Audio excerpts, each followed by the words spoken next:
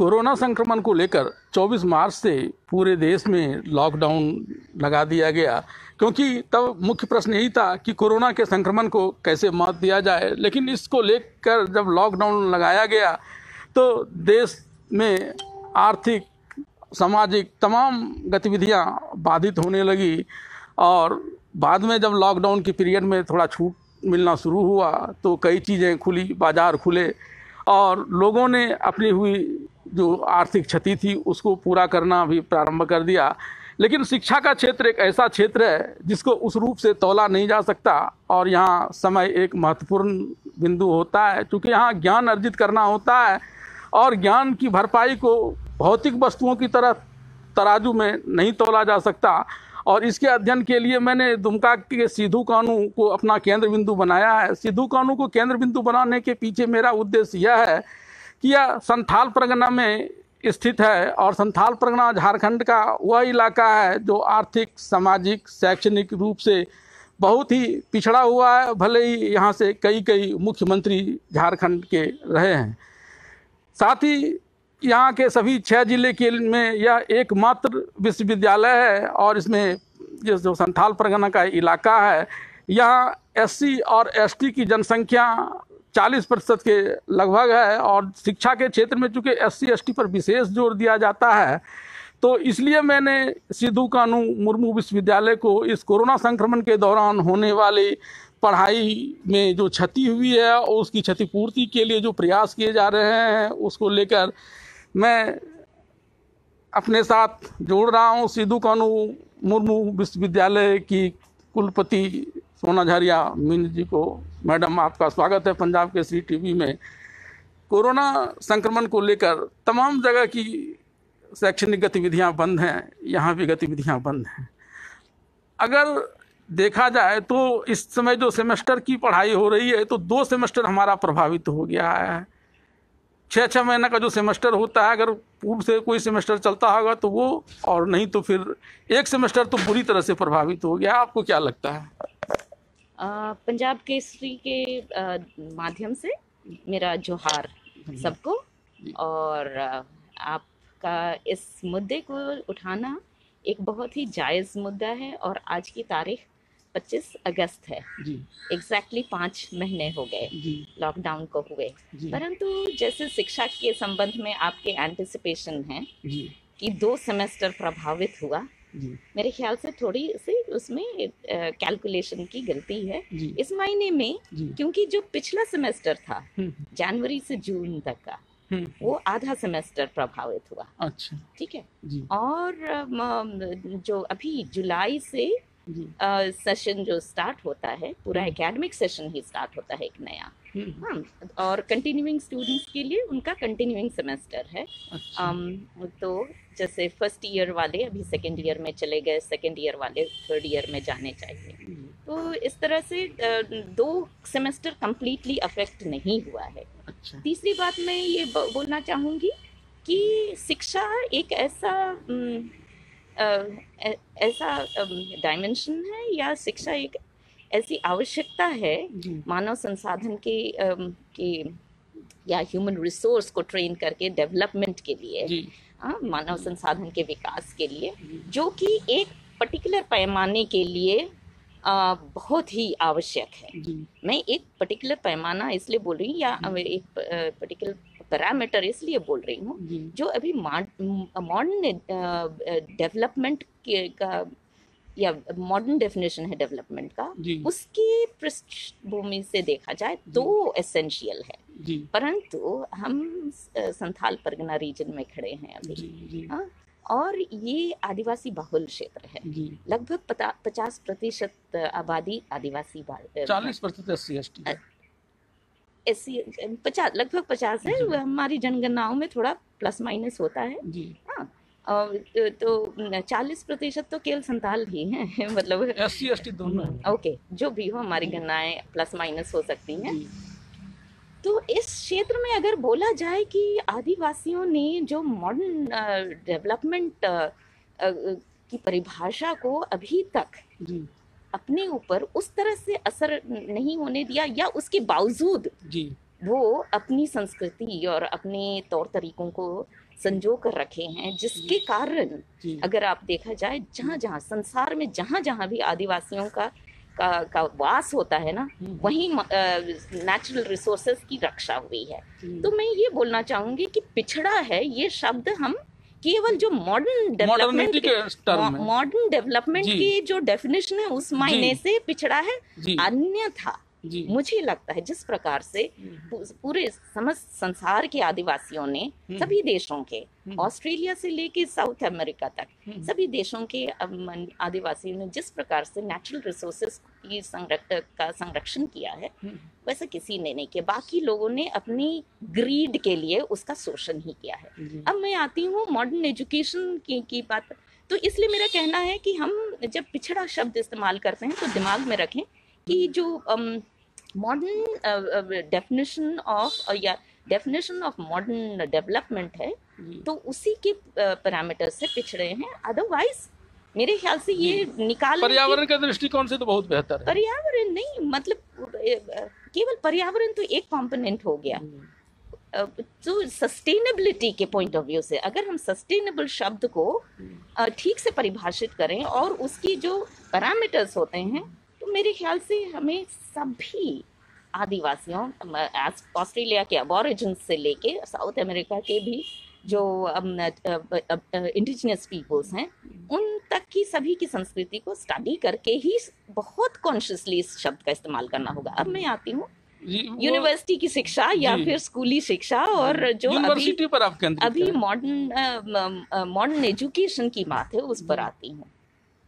शिक्षा ही एक ऐसा क्षेत्र है, ओके, एक एरिया है जिसमें कांस्टेंट एक्सपेरिमेंट होने के बाद एम्पिरिकली जो बातें सिद्ध होती हैं उन्हीं को थियरी में परिणत किया जाता है। हम चाहे न्यूटन से लेके अभी रीसेंट हमारे साइंस का तो बेस ही हुई।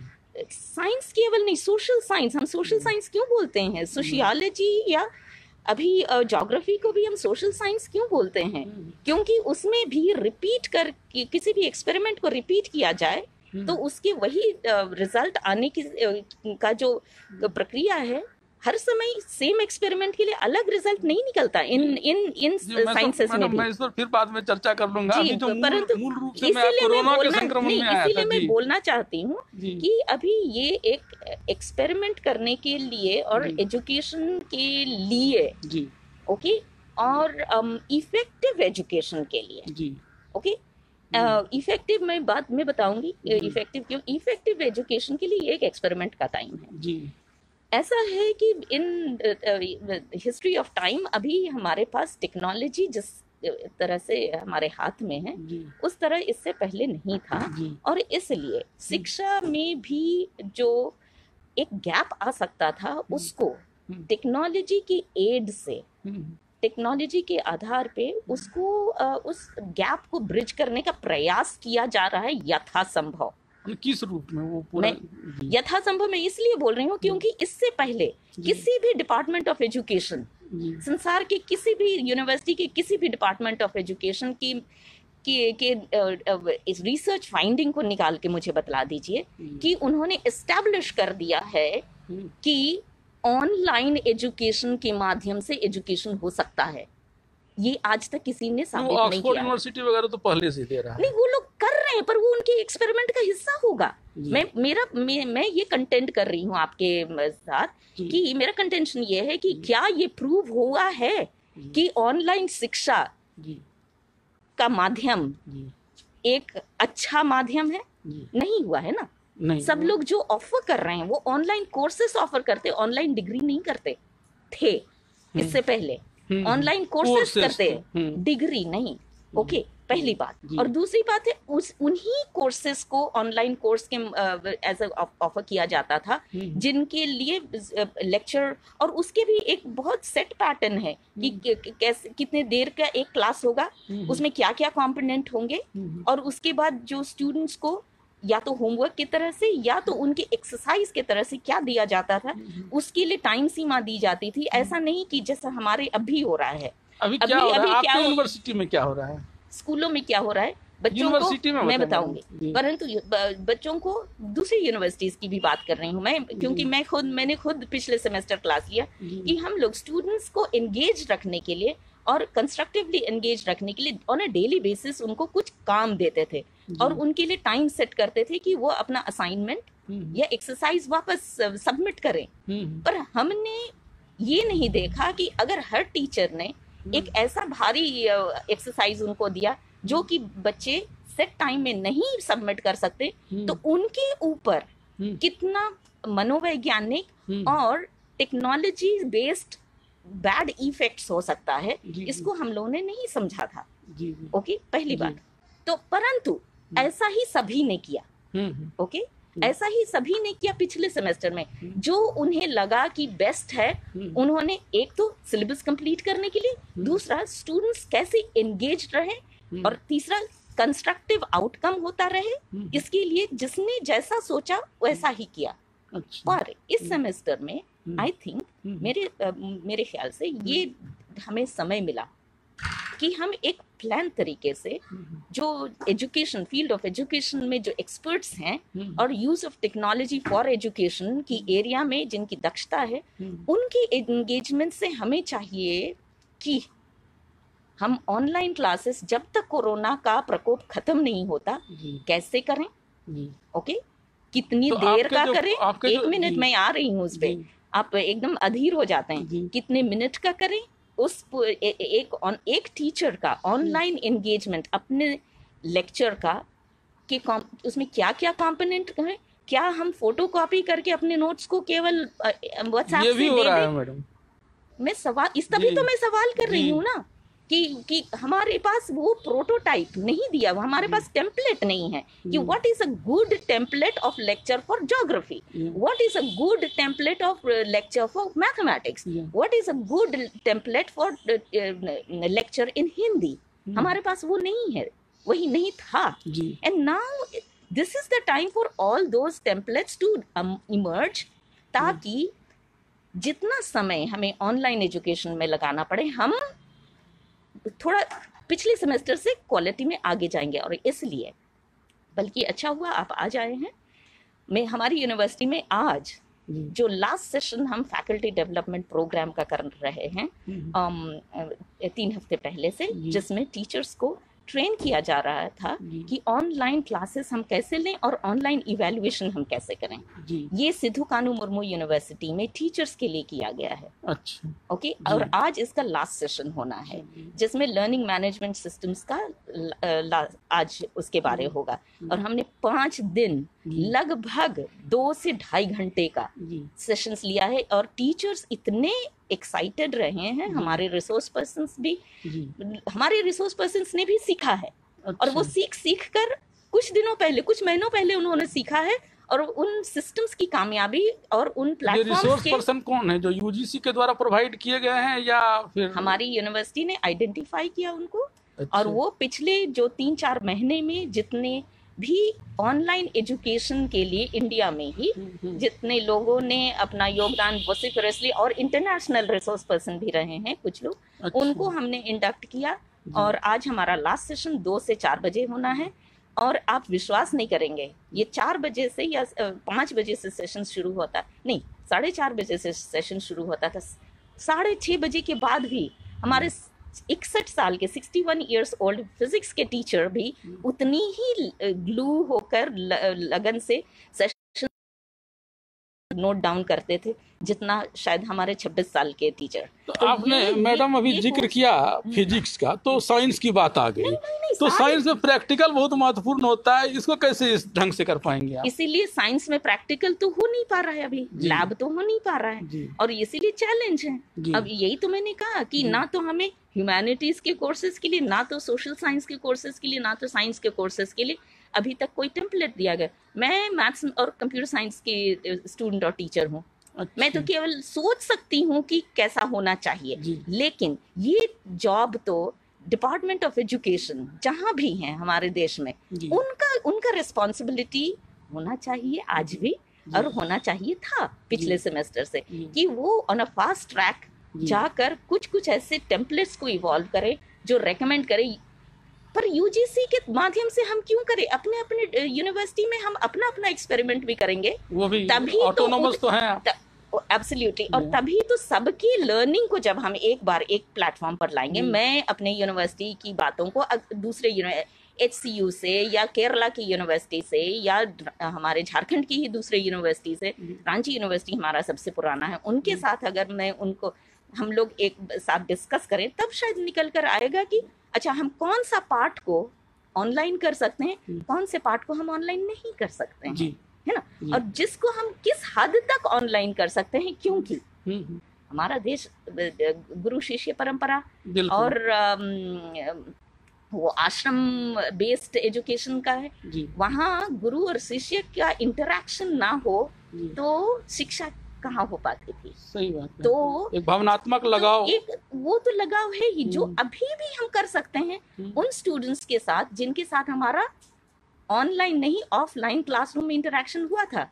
हम हर स्टूडेंट्स का चेहरा पहचानते हैं, उनका नाम जानते हैं, इसलिए उनका नाम पुकार कर भी बोल सकता है अच्छा फलाना अभी तुम बतलाओ, ओके। क्योंकि ये इंटरैक्टिव मोड में तो हो ही सकता है। जितने भी गूगल मीट, माइक्रोसॉफ्ट का या फिर हमारे जूम या जितने भी प्लेटफॉर्म्स हैं उसके तहत इंटरैक्शन तो हो सकता है। व्हाट्सएप में भी कॉन्फ्रेंस कॉल हो सकता है जिसमें 4 लोगों को एक साथ वीडियो कॉल करके फिर वो जो ग्रुप डिस्कशन की बात है वो सब हो सकती थी। परंतु जो केमिस्ट्री के एक्सपेरिमेंट्स, हाँ, फिजिक्स का जो अपैरेटस का एक्सपेरिमेंट है, बायोलॉजी में डाइसेक्शन का एक्सपेरिमेंट है, वो तो नहीं हो सकता ना, बिल्कुल नहीं हो सकता। और उसके लिए केवल हम पढ़ के और सिर्फ थ्योरी से काम नहीं चलने वाला। किताबी नॉलेज की ऐसे ऐसे डाइसेक्शन होना चाहिए, ये बोलकर पढ़ तो सकते हैं। वो जैसा प्रिपरेशन हम लोग किया करते थे लैब में जाने के पहले, वो प्रिपरेशन हो जाएगा। और मुझे आशा है कि अगर एक्सपेरिमेंट का वो हिस्सा भी कि जो पूरा प्रोसीजर है जिनको हम लोग अपने लैब बुक में लिख लेते थे और केवल ऑब्जर्वेशंस का ये खाली रखते थे और जब एक्सपेरिमेंट करते थे तब भरते थे, हो सकता है हम उस लेवल तक की तैयारी जा सकते हैं, ताकि जब हम ऑफलाइन आएंगे तो हो सकता है वो पार्ट एक्सपेरिमेंट का हो पाएगा। हम सोशल साइंसेस में अगर मैं बोलूं तो सोशल साइंसेस में अभी कोई भी चीज हमें प्रिवेंट नहीं करता कि हम डेटा कलेक्शन कैसे करें, क्योंकि जिनके पास फोन है और उनके फोन करके भी हम उनका डिटेल भर सकते हैं। तो इसलिए सोशल साइंस में भी केवल वो जियोलॉजी के वो एक्सपेरिमेंट जो कि या सॉइल रिलेटेड, जिनको सॉइल टेस्टिंग वाला हो जो कि लैब में होना चाहिए, केवल वो नहीं कर सकते। और बहुत सी चीजें हो सकती हैं तैयारी उस हद तक कि जो बात लैब में होनी है ना, और उसको केवल ऑब्जर्वेशंस नोट करने का, तो मुझे लगता है एक्सपेरिमेंट के लिए भी हम उस पॉइंट तक जा सकते हैं एज अ प्रिपरेशन, ताकि आने वाले समय में तेजी से हम उसको पूरा किया जा सके। क्यों हम केवल उसी पार्ट को पूरा करें? जी बिल्कुल, समय जो हमें मिलेगा उस समय हम केवल उसी पार्ट को करें। और इसलिए जैसे मैंने कहा हमारे FDP के माध्यम से टीचर्स को एनेबल करने की प्रक्रिया हुई। मैंने कहा कि इस सेमेस्टर में, मतलब ये हमारा जुलाई के महीने में हुआ था, FDP का 4 सेशन हमारे जो मेन सेशंस थे वो हमारे जुलाई के महीने में हो गए थे, क्योंकि 1 अगस्त से क्लासेस शुरू होनी थी।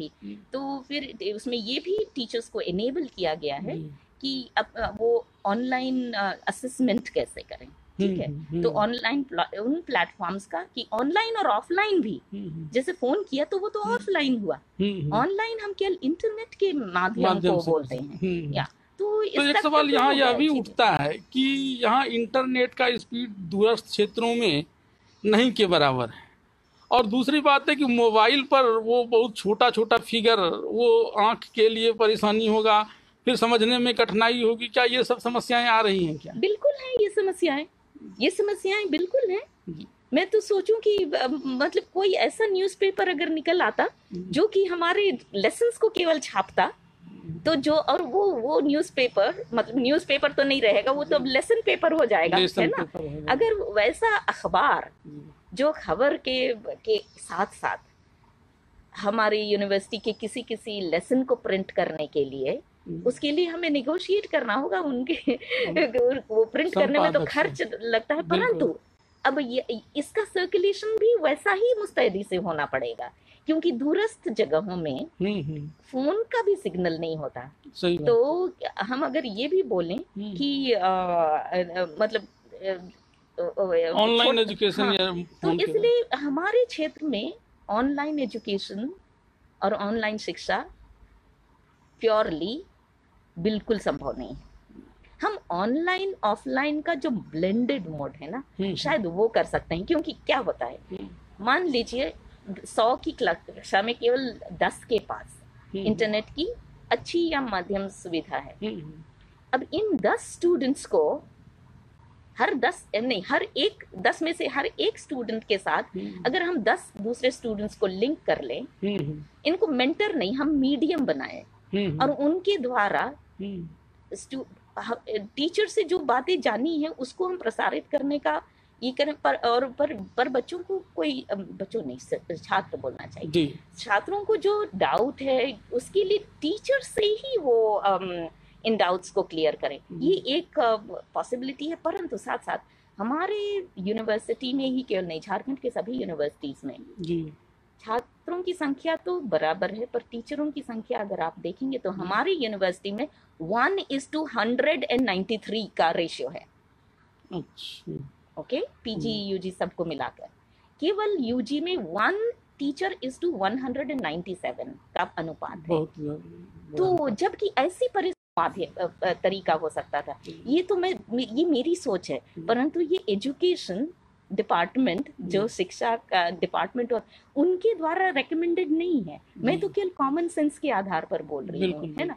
तो अब मैंने आज की न्यूज़पेपर में देखा कि मुख्यमंत्री जी ने टीचरों मतलब पोस्ट सृजन करके पोस्ट को इंक्रीज करने के लिए अप्रूवल दे दिया है।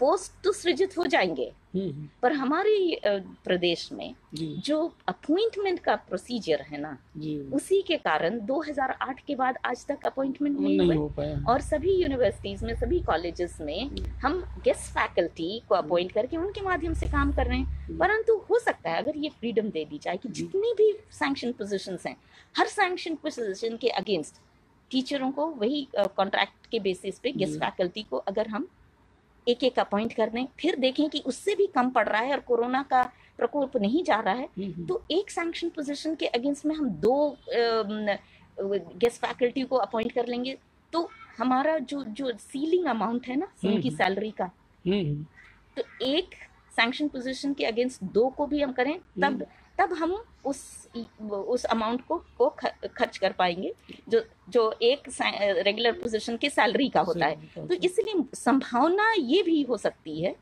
कि एक के अगेंस्ट अगर 2 गेस्ट फैकल्टी अपॉइंट कर लें, तो शायद हम स्टूडेंट्स के तक पहुंचने, ये जो ऑफलाइन की बात मैं बोल रही हूँ ना, फोन करके या फिर कभी अगर हम किसी अखबार के माध्यम से भी कुछ ऐसी चीजों को अगर एक पूरा पेज SKMU या फिर किसी कॉलेज और उनको दे दिया जाए, ताकि अपने डायग्राम या कोई सी चीज को यूनिवर्सिटी की ओर से जो शिक्षा का है वो ना केवल स्टूडेंट तक पहुंचेगा, हो सकता है बहुत लोग पढ़कर उसको और भी अपना जी। बहुत बहुत धन्यवाद मैडम। आपने, हालांकि कोरोना का संक्रमण चल रहा है, बावजूद उसके सिद्धू कानू मुर्मू यूनिवर्सिटी के वाइस चांसलर को ये उम्मीद है कि जो कुछ भी खामियां इस दौरान आई हैं उसकी भरपाई आगे तेज़ी से कर लेंगे। और ख़ास करके एक बड़ी बात जो बताया इन्होंने, हालांकि अपनी कमियों को भी स्वीकारने में इन्हें कोई ज़्यादा परेशानी महसूस नहीं हुई, कमियों को स्वीकारते हुए इन्होंने कई कठिनाइयों को बताया जो सरकार के स्तर तक भी हमारे समाचार के माध्यम से जाएगी, और शायद सरकार भी उन तमाम बिंदुओं पर विचार करेगी जिससे इस कोरोना संक्रमण के समय जो छात्रों को परेशानियां हुई हैं, जो पढ़ाई उनकी छूटी है, वो तेज़ी से भरपाई उसकी हो सकेगी। पंजाब केसरी के लिए दुमका से वीरेंद्र कुमार झा।